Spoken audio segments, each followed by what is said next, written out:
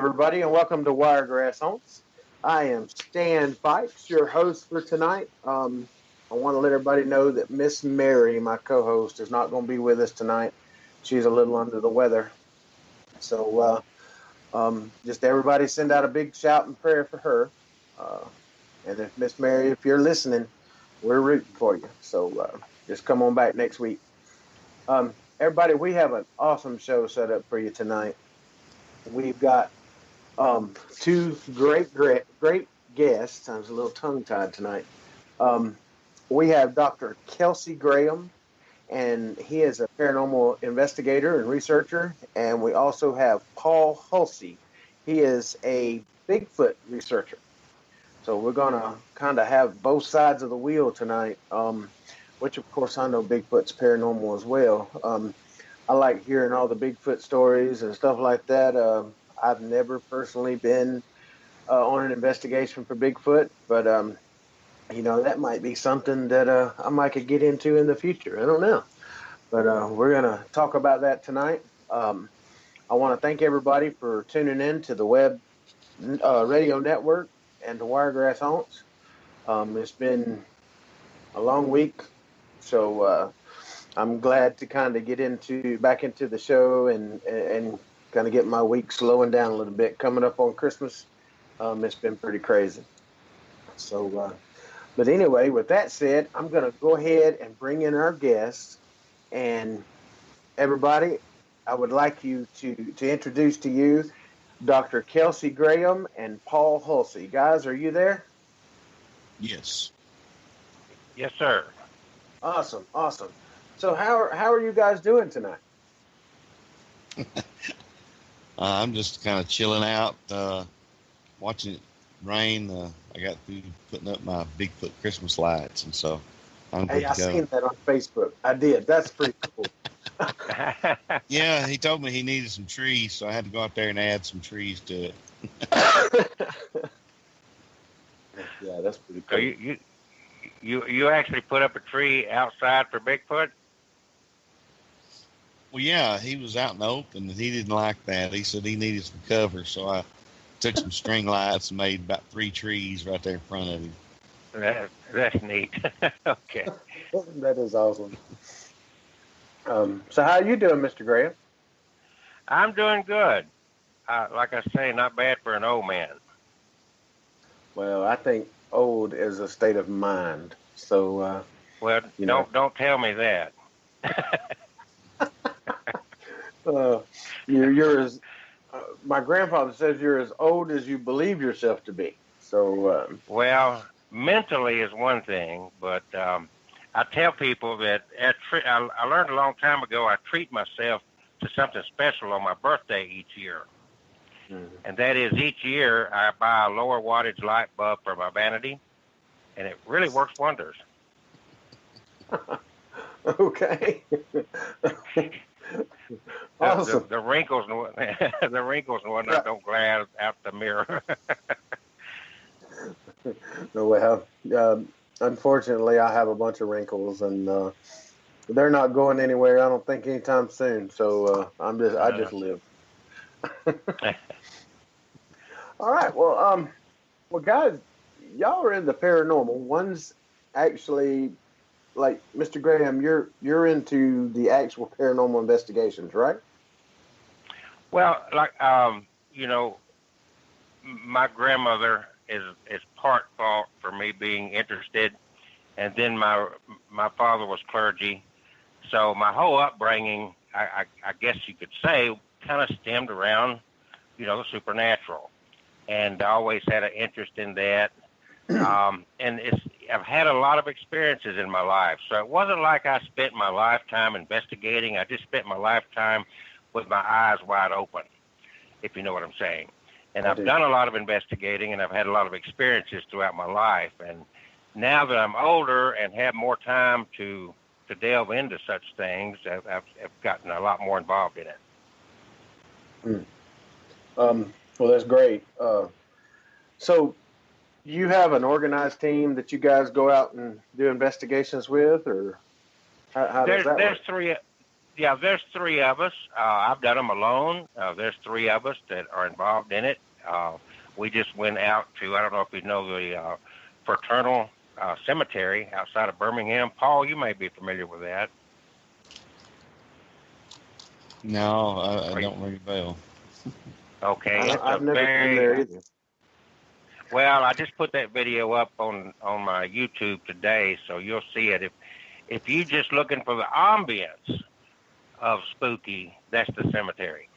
So, and we did some thermal imaging, camera work out there, and I did I just do a lot of filming as well, just of the scenery out there, and it is a greatly neglected and huge cemetery that's got what I call the good old neat tombstones in it, and it's got quite a history to it. So we just did that yesterday, in fact. Huh, that's cool. I have a lady that we have a Facebook page called Wiregrass Haunts, and we have local people that will go out to cemeteries and that type of thing and do videos and come in and post it on the group. And we've got some people that like to message us and say, hey, I seen this orb, or this happened, and that type of thing. And we try our best to go to look at everything that they send us, but sometimes I just have a thought to myself, why would ghosts want to hang out in a cemetery? But I mean, do you think that, could it be something that was there before the cemetery, or how would that work? I think this land has been populated, and I think people have lived and died all over the place. And Right. Back in the old days, like when Native Americans occupied this land, there were probably some pretty violent deaths all over the place. Yes. Not just we think of the Civil War, but I'm talking about going back hundreds of years. Animal attacks or killing each other or whatever. I like cemeteries. I like the history I read on the tombstones and that sort of thing. Yes. I'm not predisposed to thinking that cemetery attracts ghosts. I just think it creates an ambience that it's like a setting for a movie. So Yes. the most phenomenal experiences I've had in the paranormal had nothing to do with a cemetery, nor did it have anything to do with me looking for the experience. I see. Well, I said that because I was our group. Are you familiar with Alabama 13 Ghosts and Jeffrey, the book? Yeah. Okay, we went over to Kinston to the cemetery and investigated Mr. William Harrison's grave, and they called him Grantzer Harrison. Mm-hmm. And so I got into that that's the first cemetery that we had ever done an investigation in. And lo and behold, we got into something over there. We got some pretty good EVPs and that type of thing. So I never really got into the cemeteries until then. So now we probably are getting ready to go as a team and check out a couple of cemeteries again. So that's the reason I asked you that. What would make spirits hang around in a cemetery? But I guess you're right. The land, what it was before the cemetery was there, so would probably have a lot to do with it. Yeah, and of course, you think of a cemetery, I think that any kind of entity like that's lingering may not be the person actually buried there. You go back to older graves, it could be somebody that was mourning the person, if you know what I'm saying. Yeah, and may not even be buried in that cemetery, but it could be the widow of the guy that's buried there, and she mourned there a lot. You know how some people grieve very harshly and actually visit the grave very frequently, and it could be that it's a residual of that person instead of a residual of the person in the grave. I hadn't thought of it that way, but you're right. That's They interesting. just kept visiting. Yeah, they just kept visiting the grave after they died. Huh. Wow. Um, well, that's definitely an outlook on that. That's like I said, I've never really thought of it that way, but that's very true. Um, and that I And guess maybe let that's me a. Go ahead. yeah, let me clarify something. I'm a genuine skeptic. In other words, I just don't buy it. You know what I'm saying? Hmm. I have to investigate it and scrutinize it very carefully. I've had some very phenomenal experiences in my life, but I would say that almost 99% of the things that I'm presented with, I can debunk. I see.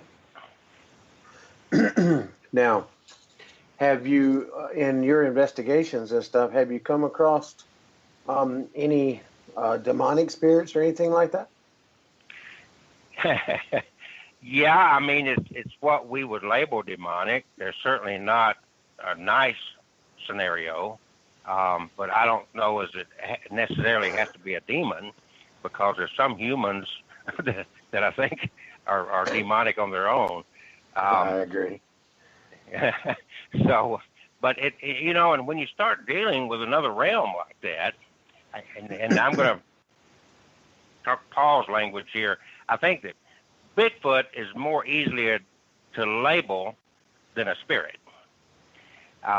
because we're maybe get a glimpse of an entity or something will move, or we'll hear an EVP, a voice or something, and we're trying to connect the dots, if it were. Mhm. When you're looking, Bigfoot would fall into a realm of something physical. Now, unless I'm wrong about that, but that's the understanding I have. So it's easy, I think, to misidentify what you think you saw. And so when you say demonic, I've dealt with minor exorcisms and, house blessings and all that kind of stuff. And again, I've some very interesting stories throughout my life, but most of it, the people I've dealt with at any length ended up in a mental institution because they had some other issues. It wasn't actually demon possession. I'll tell you two interesting things that happened a little over a decade ago. One of them was an entertainer lady, singer-songwriter out of St. Louis. And she contacted me, and she claimed that she was having, and this was strange to me, I'd never dealt with this before. She claimed that she was having a relationship with the spirit of Freddie Mercury from Queen. Is that right? And all right. And not only that, but also, now this woman actually raised my blood pressure, but she was also having demonic attacks, what I'm calling demonic attacks, but it was the spirits of Jimi Hendrix, Janis Joplin, and all these people that had died who were entertainers. And I would get phone calls in the middle of the night, 1 o'clock, 2, 3 o'clock in the morning, with different voices, one of them claiming to be Jimi Hendrix. It's all from this girl. Right. And she wanted to pay me to come out to St. Louis and actually marry her to the spirit of Freddie Mercury. So, okay. All right. Now, Rock on. I didn't know that was a thing until that happened, but then I come to find out worldwide there's this thing about these women marrying spirits. That same year, there was a lady who was very sane acting, and she even sent us a donation